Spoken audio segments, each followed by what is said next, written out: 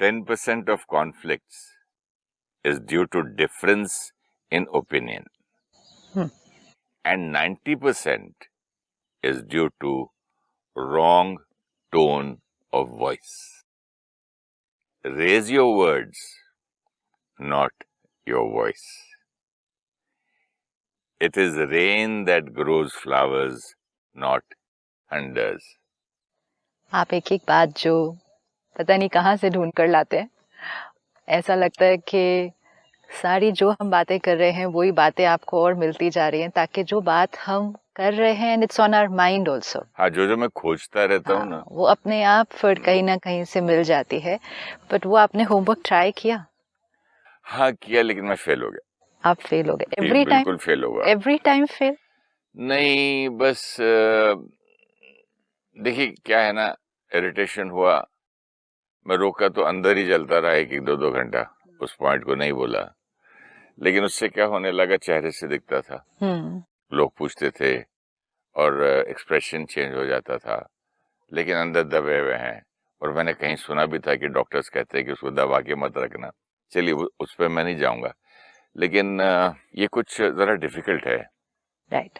Now anger एक बार जो create हो गया तो उसको दबा के रखना डिफिकल्ट है, और एक्चुअली उस टाइम हम अवेयर भी नहीं होते हैं.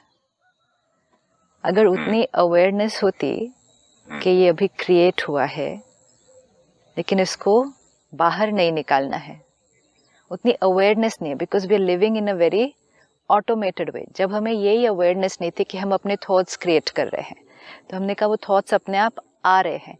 अगर अवेयरनेस होती कि हमने क्रिएट किया फिर हमने बोला, तो then they will have to be a little pause कि मैंने क्रिएट किया फिर मैंने बोला.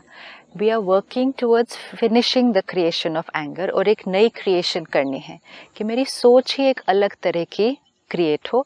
फिर मुझे ध्यान नहीं रखना पड़ेगा कि क्या सोचा, वो बोलना है, कैसे करना है. लेकिन ये एकदम से नहीं हो जाएगा, है ना, ये एकदम से नहीं होगा. मैं बीच में डिस्टर्ब करूं? एक चीज हुई, बोलने के बाद याद आया कि यार मुझे ये तो होमवर्क था, मुझे बोलना नहीं था. But that is also very good. That is also very good. See, अगर पहले क्या था, let's go few days back और सम टाइम बैक, जब हम ये था क्यों नहीं बोलूं, अच्छा हुआ ना, ऐसे करेगा तो क्यों नहीं करेंगे हम. That is it. And I am right. And उसको सिखाएंगे कैसे, करेगा कैसे बंदा, फिर ठीक कैसे होगा. परिवर्तन है. परिवर्तन हम एक्सपेक्ट करते हैं कि ये आज सोचा, आज समझ में आ गया, कल हो गया. व्हेन वी से अवेयरनेस, हमें परिवर्तन का भी अवेयरनेस होना चाहिए कि अवेयरनेस की चेंज कैसे आएगा, बिकॉज उसकी भी एक इक्वेशन है. पहले रिएक्ट किया तो उसको जस्टिफाई किया.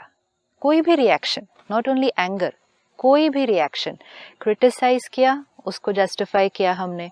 हम हर्ट हुए, उसको जस्टिफाई किया. मेरे साथी भी जस्टिफाई करते थे. हाँ, सभी जस्टिफाई हम नहीं बोल सके तो बोल दिया, वेरी गुड. राइट. सो जस्टिफाई. हिम्मत है आप में. आपको किसी ने कुछ कहा, आपको बुरा लग रहा है, आपने कहा नेचुरली बुरा लगेगा. हमारे आसपास भी सारे लोग कहेंगे नेचुरली बुरा लगेगा. तो हम सब ने उसको जस्टिफाई किया. एंड जब हमने उसको जस्टिफाई किया, मतलब हमने अपने आप को कहा you were right, he was wrong. And always we would find something जो stimulus था, हम react कर रहे थे, and every time the equation was I am right, they are wrong. जब तक ये पहली लाइन नहीं टूटी justification की, तब तक तो journey of transformation start ही नहीं होनी.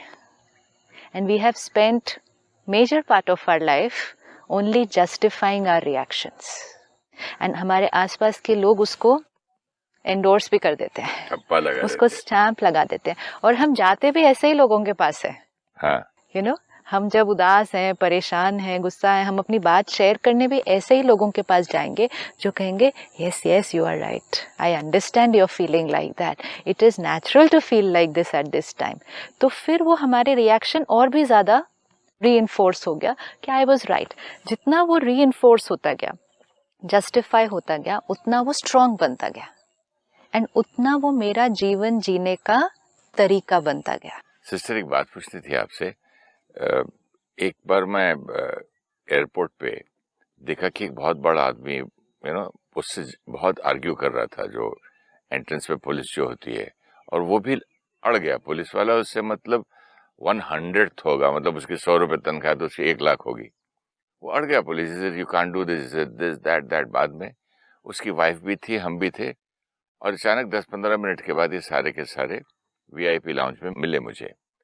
अब उसकी वाइफ बार बार मुझे बोले, यू नो दैट मैन कैसी बदतमीजी से बात कर रहा था साहब से। तो वो मैंने कहा, वो आदमी कर रहा था मैम, लेकिन आपके साहब ज्यादा बदतमीजी से कर रहे थे, क्योंकि वो कह रहा था कि आप मुझे अपने टिकट दिखाइए, कागज दिखाइए, आइडेंटिटी दिखाइए। उन्होंने फिर अड़ गए कि मेरी आप आइडेंटिटी पूछने वाले कौन हैं। मैंने कहा वो तो अपनी ड्यूटी कर रहा था। एंड उस औरत को इतना बुरा लगा। एंड ये जो बात आप कह रही थी कि जस्टिफिकेशन और स्टैंप की, इसके लिए हम कितनी मेहनत करते हैं कि मेरे, हाँ सुरेश भी बोले कि ऑफ कोर्स ऐसे कैसे बोल सकता है, आप इतने बड़े आदमी हो। यहाँ तक कि आप सिर्फ ये नहीं बोलो, आप ये भी बोलो, देखो मेरे को भी तो सब जानते हैं, मेरे से भी मांग लिया, मतलब तो रीइंफोर्स कर दिया कि वो जो सामने वाला है वो तो बिल्कुल ही गलत। यही मेहनत जो आपने कल हमको होमवर्क दिया था परसों लास्ट एपिसोड में, इस सेम मेहनत हम यहाँ क्यों नहीं लगा सकते? एनर्जी तो नहीं लगी। नहीं, लेकिन डायनामिक्स बिल्कुल ऑपोजिट है ना। जब हम जस्टिफाई कर रहे हैं कि वो रॉन्ग है, हम राइट थे, तो जस्टिफिकेशन का रिजल्ट क्या है? I am right, so I don't have to change. तो मेहनत नहीं करनी ना, मुझे चेंज होने की मेहनत नहीं करनी, क्योंकि मैं राइट था। पुलिसमैन ने ठीक से बात नहीं की, उसको बात करने का तरीका नहीं आता। I will even complain to his higher authority, is this the way he behaves, I will get him transferred, I will get him sacked. Mind can go in any direction. तो जस्टिफिकेशन जब हुई, and ये सारा दिन हो रही है, हमारे पास इतने लोग जो आते हैं मिलने अपनी छोटी छोटी प्रॉब्लम लेके, कहेंगे my mother in law is like this, my husband is like this, my son is like this.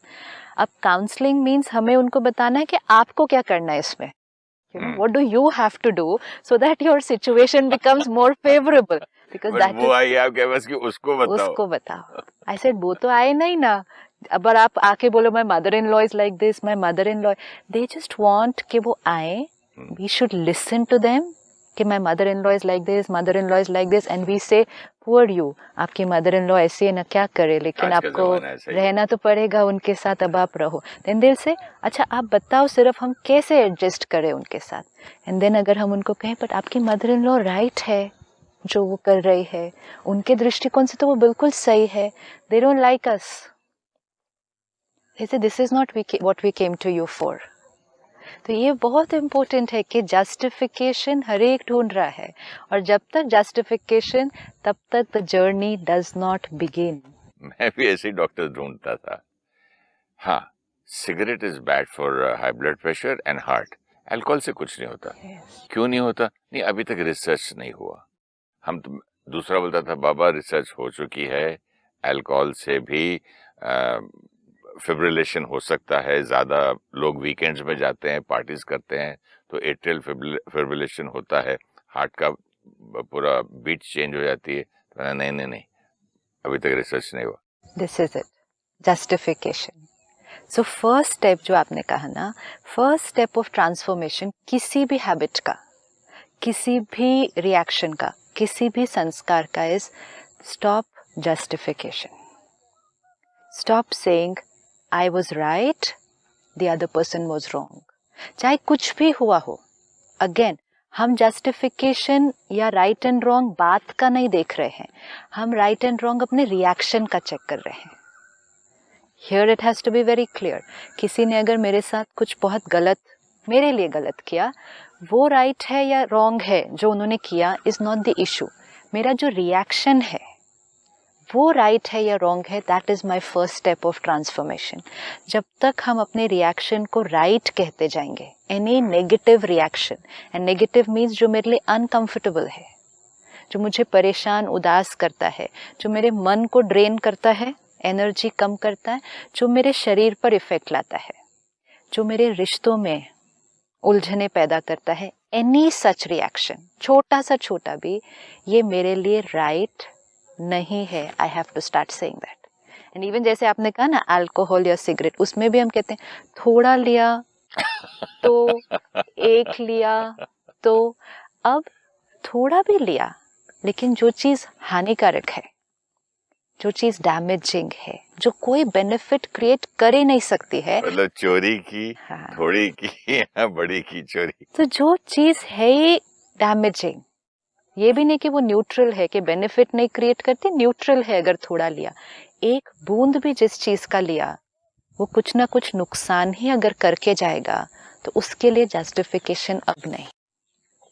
इसी तरह एक भी तामसिक टॉक्सिक थॉट, चाहे मैं 5 मिनट के लिए उदास हुई, I have to tell myself after those 5 minutes this was not right for me, then I have started moving. अगर मैंने कहा तो पहले तो 1 घंटा गुस्सा आता था ना, अभी 10 मिनट ही आया, so that was fine, no, even that I have to tell myself, but that was not fine. हाँ, कम हुआ, but that is still not fine. You know, it's like saying 10 cigarette लेते थे, अभी 5 ही लिया ना, so that's okay. No, that's also not okay. I am हमारा going to लक्ष्य, हमारा reach. गोल होना चाहिए। गोल बहुत क्लियर होना चाहिए, और जब तक गोल पर नहीं पहुंच रहे हैं, अपने किसी भी अनकंफर्टेबल रिएक्शन को कभी भी, लेट्स अंडरलाइन दिस, कभी भी किसी भी अनकंफर्टेबल रिएक्शन को राइट नहीं कहना है। राइट कहते ही वो संस्कार और स्ट्रॉन्ग हो जाता है, जो ऑलरेडी काफी स्ट्रॉन्ग है। We are moving towards erasing it. Don't endorse it. Ever, ever. अपना भी नहीं, किसी और का भी नहीं। अगर समझो किसी को कैंसर हो जाए और बोले ठीक है, इट्स राइट, वहां नहीं बोलते, तो इस बात को हम उतना सीरियसली क्यों नहीं लेते कि ये कैंसर है, ये भी एक डिजीज है, एक बीमारी है। फाइनली कैंसर भी तो क्रिएट करेगा। हाँ, ये ही फाइनली आज मेडिकल साइंस हमें बता रही है कि हमारी मेजॉरिटी बीमारियां इन इमोशनल ब्लॉकेजेस से ही तो क्रिएट हुई है।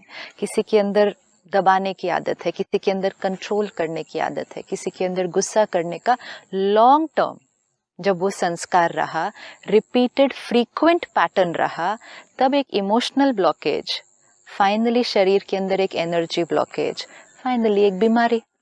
फिर हम बीमारी को ठीक करते हैं, जैसे आपने कहा cancer, blood pressure, diabetes, joint pains, heart problem, हम उन बीमारियों को ठीक करने में कितनी मेहनत करते हैं।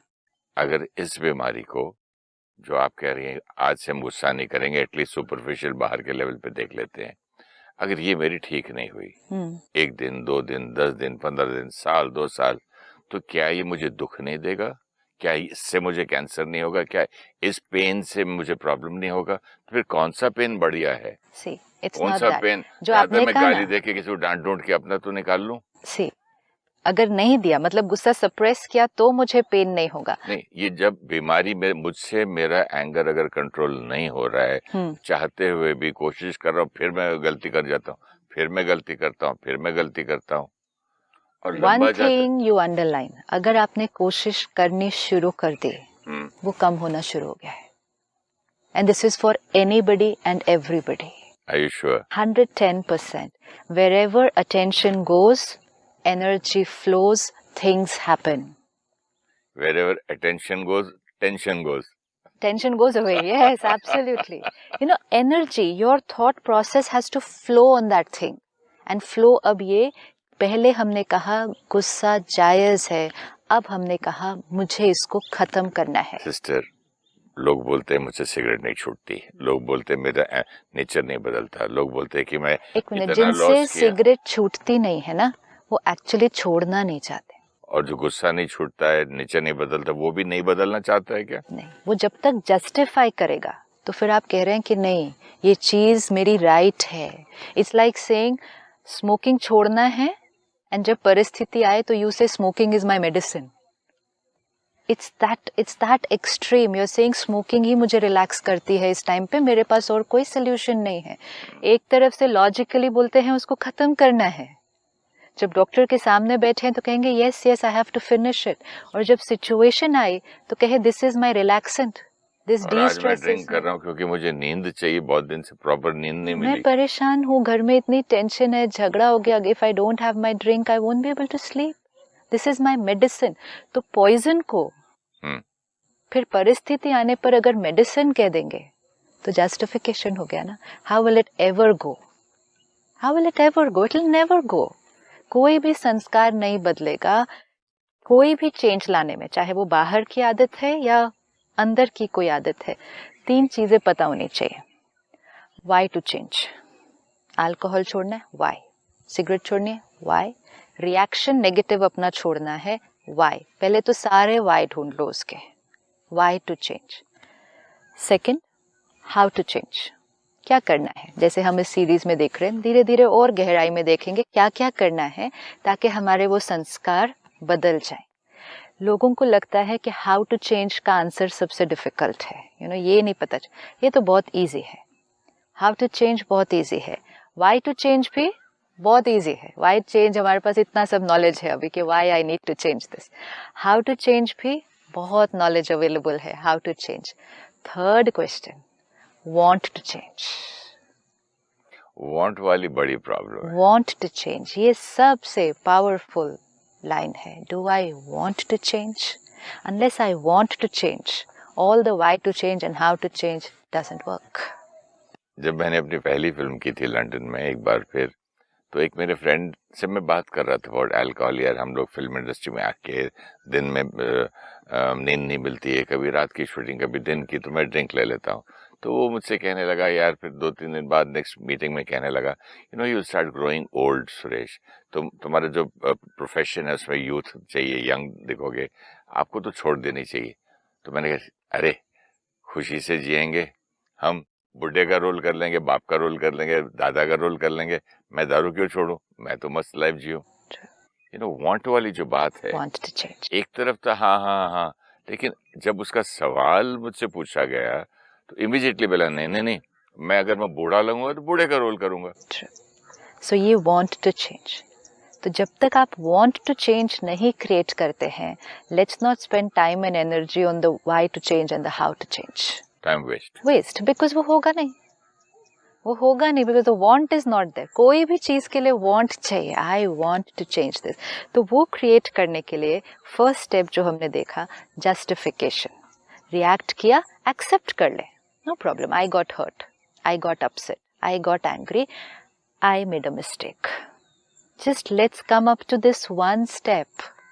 एवरी टाइम आज सारा दिन में अगर हम रिएक्ट कर गए, सिर्फ फर्स्ट इक्वेशन को सॉल्व करें, I accept, saying this to myself only, ये किसी और के लिए नहीं है, अपने आप के लिए. I accept this was my mistake, I want to change this संस्कार.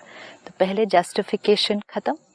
सेकेंड स्टेप कि ठीक है, मैंने एक्सेप्ट तो कर लिया कि हाँ मैंने गुस्सा किया, मुझे नहीं करना चाहिए था, लेकिन ये मेरे गुस्से का कारण कौन था? तो many of us will say हाँ मुझे गुस्सा करना नहीं चाहिए था, लेकिन उन्होंने बात बहुत गलत की, उनको बोलना नहीं चाहिए था इस तरह से. हाँ, कई बार समझाया ऐसे मत करो, फिर भी करे, अच्छा नहीं लगता, फिर भी किया.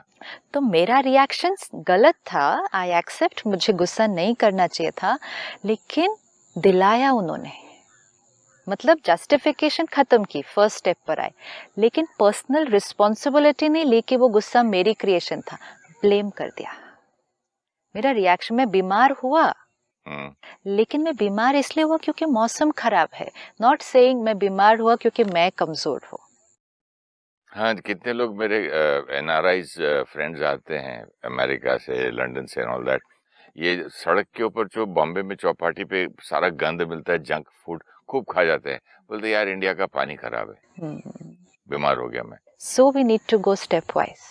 पहले हम जस्टिफाई करते थे कि गुस्सा ही सही है. अब हम वो लाइन पर पहुंच गए कि नहीं, ये मेरे लिए नुकसान करता है, तो ये मेरा गलत था. लेकिन सेकंड स्टेप अब और भी इम्पोर्टेंट, कि ये गुस्सा या जो भी रिएक्शन, ये मेरी क्रिएशन है. It's not because of anybody else. Late anything happen in the world, and anything means anything, not small things, anything. तो भी मेरा रिएक्शन मेरी क्रिएशन है. डिफिकल्ट है ये रियलिटी है. ये डिफिकल्ट या इजी का, इसमें डिफिकल्ट हम तब कह सकते हैं कि चेंज कैसे लाना है, तब हम फिर भी बोल सकते हैं कि डिफिकल्ट है. दैट्स ओके, बिकॉज तब कुछ करना है. बट रियलिटी क्या है? रियलिटी है कि क्रिएशन तो मेरी है. अब मेरी इतनी अच्छी कांच की बॉटल तोड़ दी इसने, मेरा इतनी अच्छी नई गाड़ी का एक्सीडेंट ड्राइवर ने मार दिया. No, that's okay. तो मुझे गुस्सा आया. गुस्सा आया इज ऑल्सो ओके. गुस्सा आया is also fine. Important is गुस्सा not good, so justification finished. और दूसरा, ये गुस्सा मैंने क्रिएट किया, ये 2 लाइन हो गई ना, तो तीसरी वाली फिर इजी हो जाएगी। क्रिएट किया वाली लाइन थोड़ी सी मुश्किल लग रही है सिस्टर। इसको कि सारा अगर मेरी दिन नई में गाड़ी चेक करना है। जिस दिन आपका मूड अच्छा है, चलो आप भी वही, ड्राइवर भी वही, जो उसने किसी को जाके नई गाड़ी ठोक दी वो भी वही, लेट्स से। लेकिन आज आपका मूड बहुत अच्छा है क्योंकि अभी अभी आपको कोई बहुत अच्छी गुड न्यूज़ मिली है, मतलब you are really really really happy, and उस समय ड्राइवर ने वो गाड़ी कहीं ठोक दी, तो आपका जो रिएक्शन होगा वो डिफरेंट होगा। मानता हूं। आप बोलेंगे उसको एक बार, फिर बोलेंगे चलना छोड़, मूड बहुत बढ़िया, चलो चलते।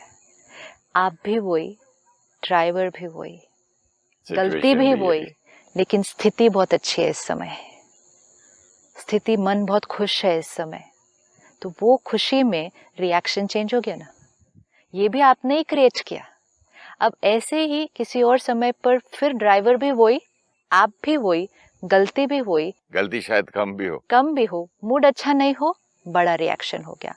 और एक परिस्थिति, ड्राइवर भी वही, आप भी वही, गलती भी वही, लेकिन आज आप अपने ऊपर अवेयरनेस से हैं, तो आप कहते हैं कोई बात नहीं, हो गया ना, नेक्स्ट टाइम गाड़ी ध्यान से चलाना। ये भी आपकी क्रिएशन है, ये नहीं कि ड्राइवर ने कुछ कर दिया, क्योंकि ड्राइवर वही, गलती भी वही, लेकिन आज आपका रिस्पॉन्स अलग।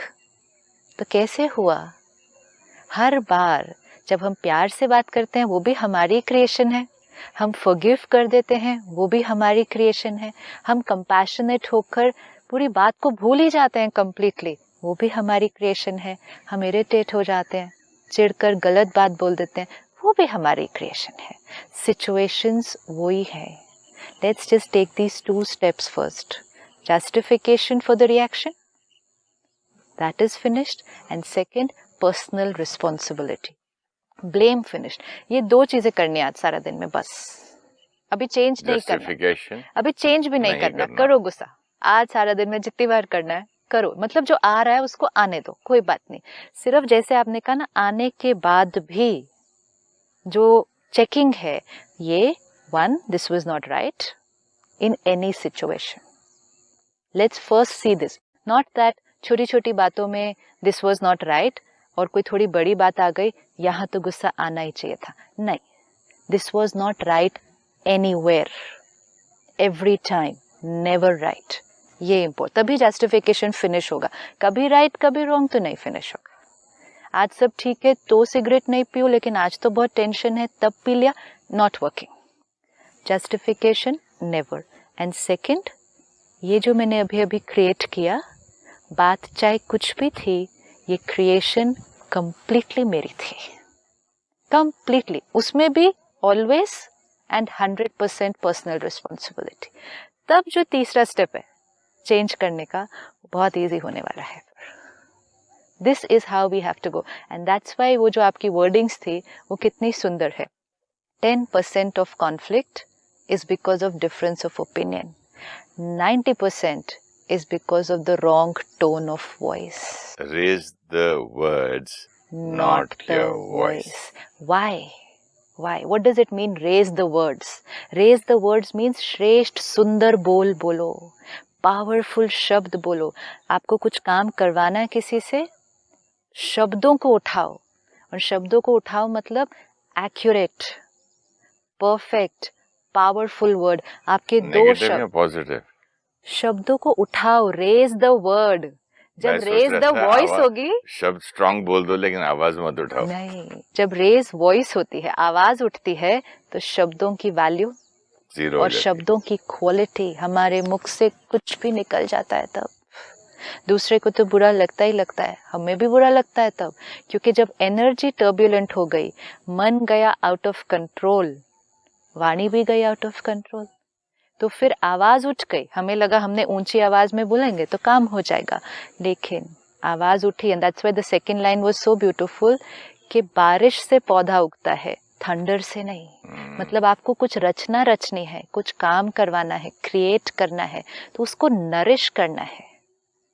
प्यार, पावर, शक्ति, पॉजिटिविटी से नरिश करो, चाहे अपने आसपास के लोगों को, परिवार को, काम के स्थान को भी। ये सारा रिसोर्ट है हजारों एकड़ में, मैं देखता हूँ बारीक बारीक स्प्रिंकलर्स लगाए हुए हैं, छोटे ये छोटे, नरिशमेंट है। कितना नरिशमेंट दे रहे। अगर यही एकदम बड़ा कोई लाके एकदम पानी का एकदम, नॉट ओनली दैट, अगर यहाँ बड़ा तूफान आ जाए अभी, थंडर तो आ जाए, ये सारी सुंदर रचना उखड़ भी सकते हैं। तो थंडर क्या करता है और नरिशमेंट क्या करती है, वॉइस की टोन क्या करती है और वर्ड्स की पावर क्या करती है। हमें काम करवाना है ना, सुंदर पावरफुल वर्ड्स यूज करो, ऐसी पावर हो शब्दों में कि शब्द बोले और सामने वाला मना न कर पाए। मना कर ना पाए इसलिए नहीं क्योंकि मजबूरी है, मना करना ना चाहे क्योंकि बोल इतने सुंदर हैं, वो उस तरह से मना न कर पाए कि इतने सुंदर बोल बोले हैं, इतने प्यार से बोला है कि मैं मना ही नहीं कर सकता इनको अब। That is raise the voice. So just take care of the tone.